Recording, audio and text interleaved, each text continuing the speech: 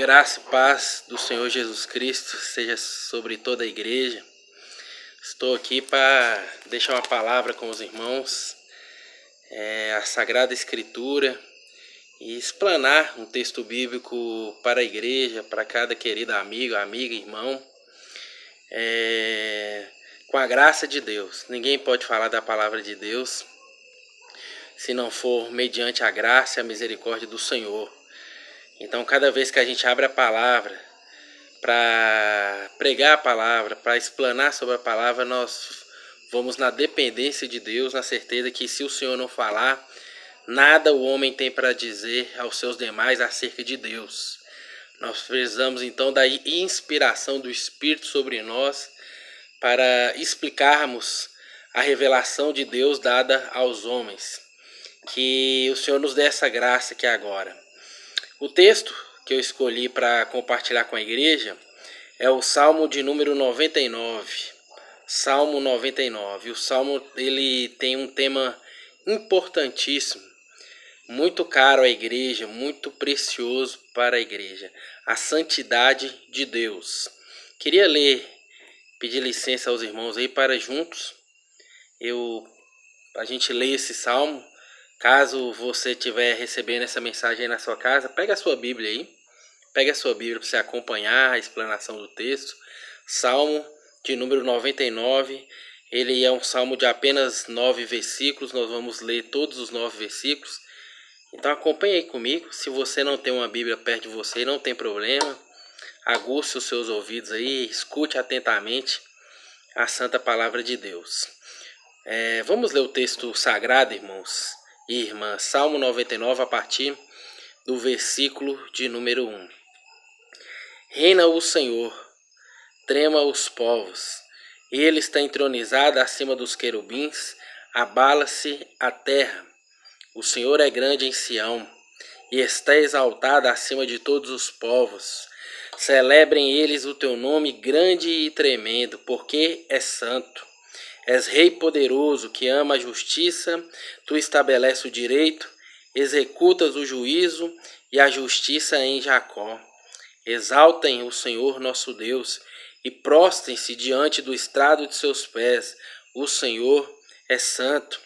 Moisés e Arão entre os seus sacerdotes e Samuel entre os que lhe invocam o nome, clamavam ao Senhor e ele os ouvia.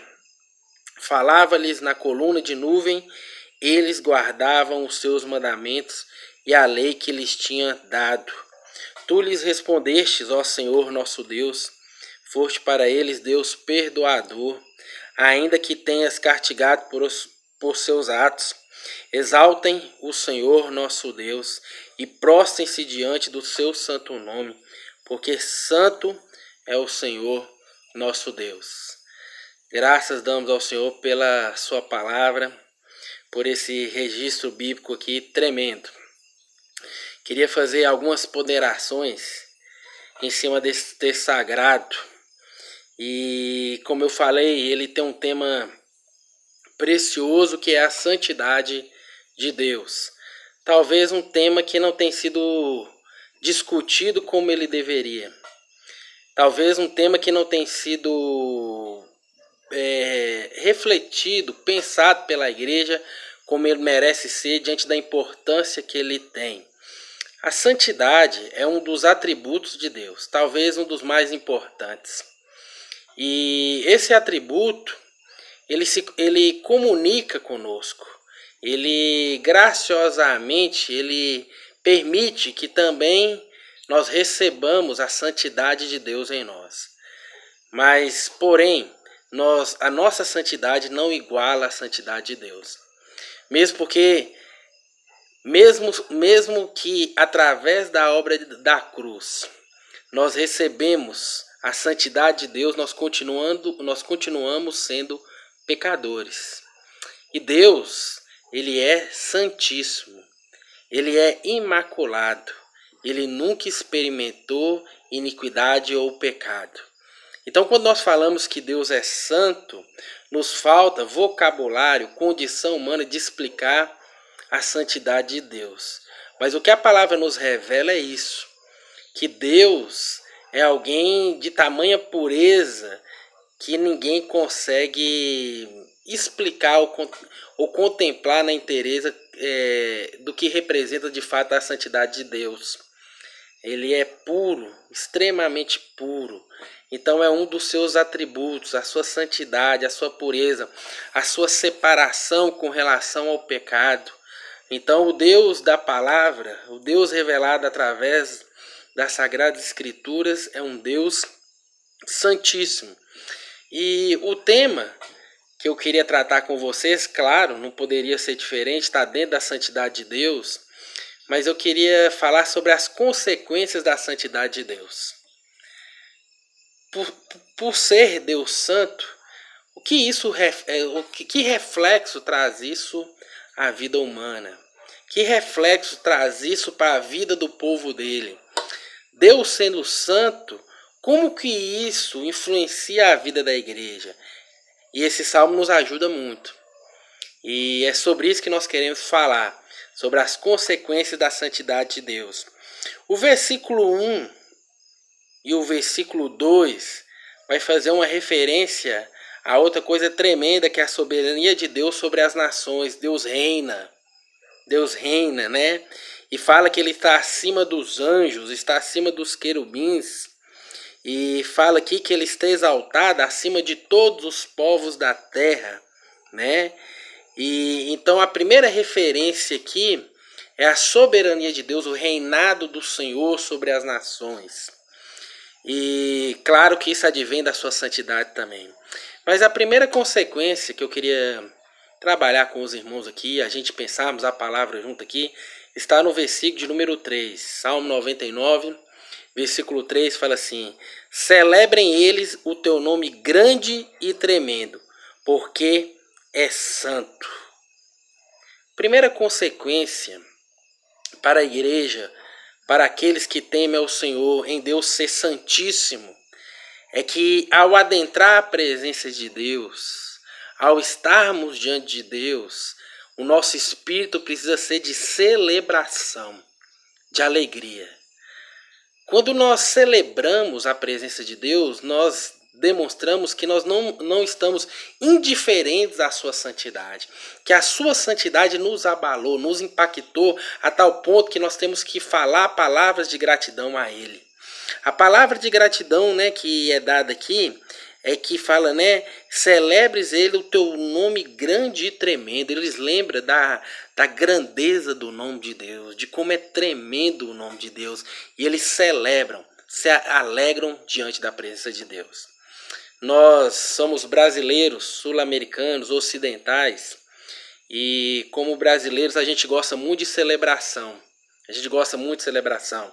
A gente gosta de fazer churrasco, a gente gosta de festas juninas, alguns gostam de carnaval, outros gostam de celebrar o Natal, mas fato é que nós somos um povo, o povo brasileiro é um povo de cultura que ama muito a celebração, se alegrar diante de datas e momentos. Só que nós não conseguimos ver ressonância disso dentro da igreja muitas das vezes. As pessoas vêm para um culto, às vezes, com espírito de apatia, de indiferença, de não ter a real noção do Deus a qual elas estão adorando aqui. Então, o fato é, meus irmãos, que esse tempo onde que a igreja passou ou está passando pela privação de não ter o seu culto, algumas igrejas já estão voltando, mas essas igrejas estão com limitação de pessoas e de cultos que elas podem ter. Então, por causa da questão do coronavírus, a gente não está tendo a mesma liberdade que a gente tinha antes de cultuar, de estar na igreja, de cantar louvor, de ouvir a santa palavra de Deus. Mas fato é que muitas das vezes a gente se aproximava do momento de culto com apatia, com falta de alegria, faltando celebração. Eu acho que esse momento é para a gente avivar isso dentro de nós. É para a gente nos reencontrar com o espírito de celebração diante do Deus que é santo. Então, quando a igreja ela adora sem alegria, quando nós nos aproximamos do Senhor sem espírito de celebração e de alegria, nós não nós demonstramos a Deus que nós não entendemos o quão santo Ele é. Porque quando compreendemos isso, nós não medimos esforços para estar na presença de Deus. E nós vamos com intensa alegria diante dele, com palavras de júbilo, com palavras de regozijo, espírito de celebração. Que o seu coração, que o meu coração esteja ansioso, com boa ansiedade, para celebrar o Rei dos Reis, porque ele é santo. Outra consequência aqui de Deus ser santo, tá no versículo 3, fala que o Senhor é rei poderoso, que ama a justiça, estabelece o direito, executa o juízo e justiça em Jacó. Não poderia ser diferente. Um Deus que é santo, santo, santo, ele necessariamente ele ama a justiça. Ele odeia a injustiça. E nós vivemos num mundo extremamente injusto, irmãos. Por causa do pecado que adentrou, todo o desígnio do coração do homem é mau. E nós vivemos num contexto de sociedade de injustiça. Porque nós vivemos em uma sociedade que não tem apreço à palavra de Deus. Então a justiça tem sido torcida. E o que se esperar disso? O que se esperar disso é a indignação do Senhor, a ira de Deus. Paulo, pensando isso em Romanos capítulo 1, ele deixou bem claro que a ira de Deus se manifesta contra as injustiças, sejam elas de ordem moral, sejam elas de ordem individual, mas o Senhor, ele não se compraz com injustiça. E aí vem aquela pergunta: se há tanta injustiça no mundo, por que Deus parece que tem sido inerte diante de tanta injustiça? Engano nosso, engano nosso. Na verdade, os olhos de Deus estão sobre toda a terra, contemplando os bons e maus. E ele tem observado, contado cada ato de justiça e entesourado para o dia do seu juízo. A taça da indignação e da ira de Deus está se enchendo. E no dia do seu retorno, que cada vez se aproxima demais, essa taça da ira de Deus será derramada. Nós temos que temer essa palavra, irmãos. Então, uma outra consequência, né? A primeira consequência da santidade de Deus é que aqueles que se aproximam de Deus têm que vir com espírito de celebração. A segunda consequência aqui, meus queridos, é que um Deus que é santo é justo. Ele tem apreço pela justiça e ele se ira e se mostra indignado diante dos atos de injustiça, de corrupção, de devassidão. Deus se mostra indignado contra tudo isso. Então, a segunda consequência já foi colocada aqui para nós, né? Outra coisa aqui, versículo 5, outra consequência: exaltem o Senhor nosso Deus e prostrem-se diante do estrado de seus pés. O Senhor é santo.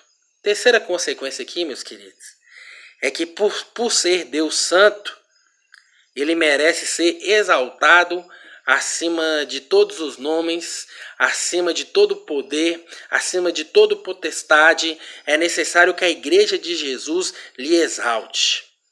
Mas fato é que muitas pessoas têm deixado Deus de lado. Muitos ministérios e igrejas onde Jesus já não é mais o centro, onde que Deus é só um acessório para se atingir benefícios humanos, da nossa carne, da nossa satisfação própria. Então este é o momento também da gente nos reencontrar com a santidade de Deus, no sentido de exaltar o nome dele acima de todas as coisas, que ele volte a ser prioridade, que ele volte a ser aquele que é adorado por nós em todo o tempo. Então, uma outra consequência da santidade do Senhor é que aqueles que se aproximam dele, além de celebrar, além de contemplar sua justiça, eles exaltam o nome dele. E a outra coisa que fala assim: prostrem-se, ainda no versículo 5, prostrem-se diante do estrado de seus pés. O mesmo homem, a mesma mulher, que ao contemplar a santidade de Deus, eles exaltam a Deus, eles também vão se prostrar, eles também vão se humilhar diante desse Deus santo. Eles vão se prostrar. Então, uma coisa vai estar junto da outra, né? Celebração, contemplação da justiça de Deus. Eu enxergo o Senhor e o Espírito me convence, me impele que eu preciso exaltar o Senhor, mas ao mesmo tempo eu vejo que eu preciso me humilhar diante desse Deus grande, de nome tremendo e que é santo, santo, santo. Não há outra alternativa ao homem, irmãos.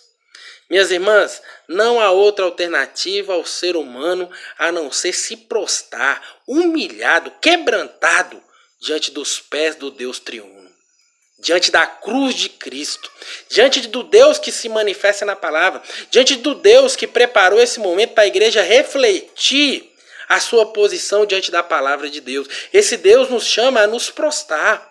Esse Deus nos convoca que nos prostemos em humilhação diante dos pés dele, ao mesmo tempo que nós o exaltemos, ao mesmo tempo que nós o celebremos.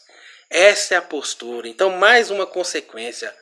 Necessariamente Deus, o Deus santo da palavra de Deus, ele precisa ser exaltado. E o homem que se aproxima de Deus em espírito de exaltação, ele precisa se quebrantar, se humilhar diante dos pés do Senhor. Ele precisa reconhecer que Deus é grande e ao mesmo tempo ele precisa reconhecer que o homem é pecador, necessitado de Deus, miserável, pobre, cego e nu, e se quebrantar diante dos pés desse Deus tremendo e grande, desse Deus tremendo e grande. Caminhando aqui, irmãos, caminhando já para a gente concluir a nossa reflexão em cima da santidade de Deus, no versículo 6, vai haver aqui uma referência a Moisés e Arão, líderes que tiraram o povo da escravidão, líderes que, direcionando o povo, tirou da escravidão do Egito e tentaram encaminhar aquele povo através do deserto, a terra que emana leite e mel. E o Senhor fala que eles invocavam o nome de Deus e que o Senhor os ouvia. Olha que bênção! O Senhor respondia às orações de Moisés e Arão. Mas tem um detalhe aqui no versículo 7 que fala que Moisés e Arão guardavam os mandamentos da lei que Deus os tinha dado. Espírito de obediência. Eles ouviam e obedeciam à voz do Senhor. Mas meu último ponto aqui, que tem a ver com Moisés e Arão também. O meu último ponto das consequências da santidade de Deus está no versículo 8. E o versículo 8 fala, né? Tu lhes respondeste Moisés e Arão, ó Senhor nosso Deus, foste para eles Deus perdoador. Deus foi um Deus perdoador para Moisés e Arão e para todo aquele povo, ainda que os tenhas castigado por seus atos. Eu já falei um pouco aqui sobre a ira de Deus, porque Deus é santo e por ser santo ele é justo. E que o cálice da ira de Deus se enche cada vez mais. Mas o versículo 8 nos revela algo muito precioso, mas muito precioso mesmo. Que a misericórdia de Deus é maior do que sua ira. Bendito seja o nome de Deus por isso. Esse é o motivo que você pode ser salvo. Esse é o motivo que nós podemos nos aproximar de Deus. Que apesar que ele se ira, ele se demonstra indignado contra toda a injustiça deste mundo, mas ele é um Deus perdoador, segundo descrito aqui no versículo 8 do Salmo 99. Deus é um Deus perdoador, ainda que tenhas castigado por seus atos. O final do versículo 8 nos demonstra que Deus não deixará de nos responsabilizar pelos nossos erros. Mas quando Deus vem e nos responsabiliza por aquilo que fazemos, que feriu a sua lei, ao mesmo tempo ele envia o Espírito a nos apontar o nosso erro, a gerar uma tristeza no nosso coração, e isso é uma ponte até o arrependimento. E quando alguém, em sinceridade, se arrepende diante de Deus, a graça do Senhor é derramada. Os pecados são perdoados. Então não é que Deus não viu o meu erro, ele viu. Mas ele viu alguém também que se arrependeu daqueles erros. Diante de um Deus santo, queridos e queridas, não adianta eu tentar ludibriar Deus. Não adianta eu tentar passar Deus para trás, dizendo que eu estou fazendo uma coisa, mas na verdade eu estou fazendo outra, porque Ele sonda corações e os olhos dele não saem de perto de nós nas 24 horas do nosso dia. Então não tem como enganar Deus. Ele conhece o que você tem feito, Ele conhece o que eu tenho feito. Então, diante disso, o Deus justo, Ele teria que me punir. Ele teria que nos punir. E a única maneira de fugir da ira do Deus Santo é o arrependimento genuíno. A graça de Deus, o perdão de Deus é muito maior do que sua ira. Mas tem uma condição, o arrependimento. O arrependimento. E aí o sangue do Cordeiro é derramado sobre nós. Meu irmão, minha irmã, faça uma avaliação da sua vida hoje. Pensa naquilo que antes do coronavírus, antes dessa quarentena, ou até mesmo durante essa quarentena, o que você tem feito que tem ferido o Senhor? Essa é uma pergunta que eu preciso também fazer sincera a mim. Essa é uma avaliação através da oração que eu preciso fazer muito sincera com relação a mim também, mas diante do que a palavra nos coloca, eu preciso estender esse convite a você. O que você tem feito que tem realmente sido contrário à santa palavra de Deus? Qual o sentimento que tem entrado no seu coração que você sabe que não vem da parte do Senhor? A gente sabe que Deus é justo. Nós sabemos que Deus é santo. Mas nós sabemos que Deus também é um Deus perdoador. Mas Ele necessita, nós necessitamos, para sermos perdoados, para que a graça venha nos visitar, nós precisamos de um genuíno arrependimento. Então, um Deus santo assusta, assombra o pecador. Olha o que está escrito aqui, meus queridos, no início do versículo 1. Ele está entronizado acima dos querubins, abala-se a terra. A santidade de Deus abala o universo, abala toda a terra. Porque a ira de Deus é insuportável para o homem. Você não suportaria a ira de Deus. Eu não suportaria beber o cálice da ira de Deus. Mas Jesus suportou por você.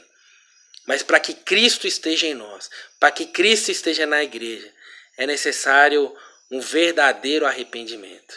É necessário um verdadeiro reconhecimento que nós somos pecadores e o Senhor é santo, santo, santo, chamado ao arrependimento.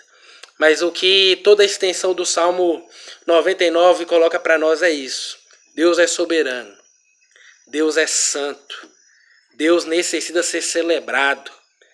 Certamente incomoda a Deus ver o povo dele se aproximar de outras coisas com mais celebração do que a ele. Celebrar mais a cultura secular do que a ele. Deus quer ver o povo dele com alegria na presença dele. Deus quer ver homens prostrados diante dos pés dele, exaltando o nome dele acima de todas as coisas. É vontade de Deus que a igreja se arrependa dos seus pecados, que eu me arrependo dos meus pecados, que você se arrependa dos seus pecados, porque Deus é um Deus perdoador. A boa notícia do Evangelho, o Evangelho é chamado de boa nova por isso, porque ali ficou provado pela cruz do Calvário que o amor de Deus, que a graça de Deus, que a bondade de Deus é muito maior do que a ira dele. Mas precisa haver arrependimento.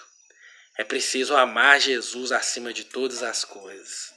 É necessário que nos distanciemos da filosofia do mundo, para que o Evangelho inunde a nossa alma. Imunde a nossa alma. Que você reflita no Salmo 99. Que você nunca esqueça que um dos atributos mais importantes de Deus é a sua santidade.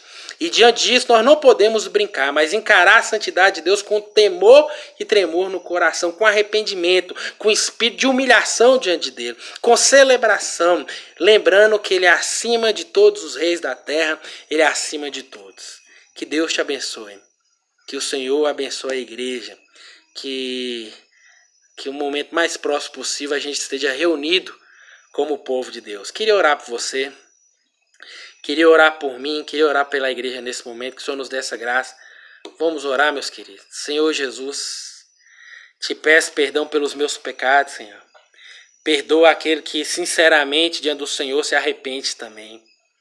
Nós queremos declarar que entendemos que o Senhor é o Deus, que o Senhor é um Deus santo, santo, santo, inigualável. O Senhor, na sua bondade, o Senhor comunica também conosco a sua santidade. Na tua bondade, o Senhor comunica conosco. E nós queremos te pedir que a presença de Cristo esteja em nosso coração. Que possamos servir ao Senhor com temor, não com indiferença, Senhor. Não com espírito de arrogância, mas humilhados diante dos seus pés. Que possamos celebrar o teu bendito nome. Pai, quando o Senhor permitir a tua igreja voltar, que a tua igreja volte em celebração ao Senhor. Em amor à tua palavra, em amor à igreja, em amor ao Senhor Jesus Cristo. É no nome de Jesus que nós oramos ao Senhor. Amém. Meus irmãos e irmãs, que o poder de Deus, que a graça do Senhor Jesus Cristo, que as consolações do Santo Espírito de Deus esteja sobre a tua vida, sobre a tua casa, sobre toda a tua família, hoje e todo sempre. Amém. Um abraço a todos, que Jesus esteja aí bem pertinho de você. Deus lhes abençoe.